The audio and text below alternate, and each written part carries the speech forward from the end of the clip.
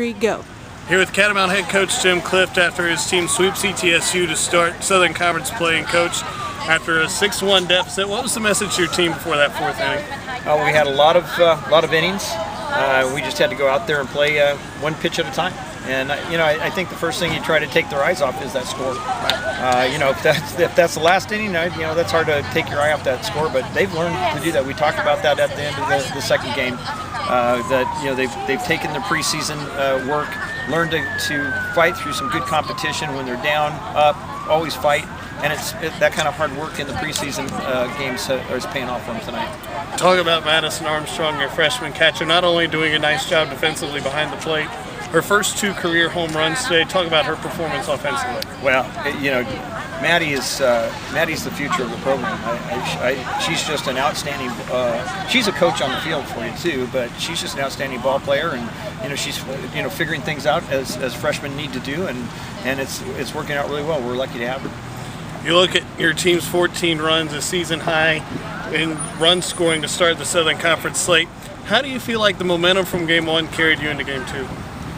Well, it was huge. I mean, hitting is all about confidence, and whether you have a good swing, bad swing, whatever. If you believe, you can hit it. And if you remember the first few innings of the first game, we weren't hitting the ball. Right. I mean, they had probably seven hits by the time we got to the third inning, so they were hitting the ball. We were not. But once we started to hit it, we believed it. We were hitting the ball hard before we got our first hits, but once we started hitting and believing that, then it was, we were in charge. You look at game number 2, Kara Salvo went deep for the first time all year, but she's been a catalyst for your team on and off the field defensively.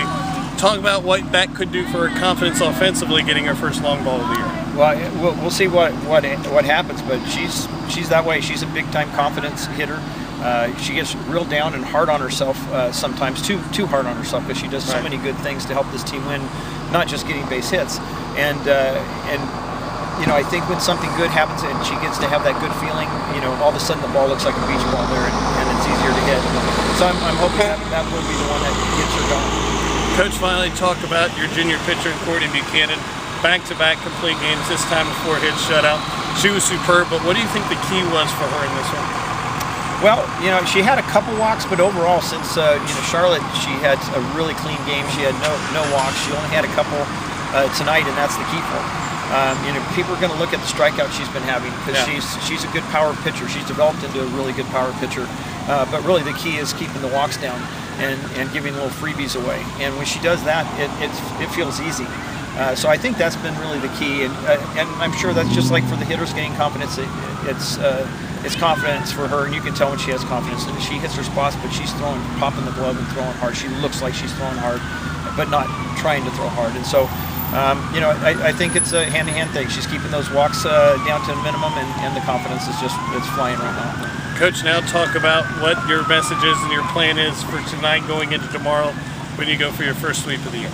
Well, I think for this team, part of the, we're still trying to work on culture, and we had a talk with our football coach, Coach Spear, the other day, and he said, well, the culture's already there, you can see it.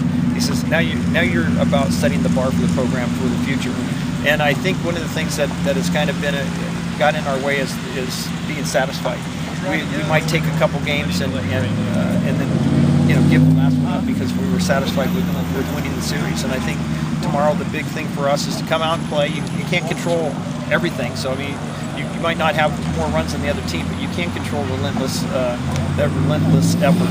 And if they can come out and play with the effort that they did tomorrow, that's part of changing the culture, and so we need to come out here and get that win. Obviously, that's what it's all about, especially in conference. You need every win you can get, but I think it's more of a saying that the culture is here, that we win.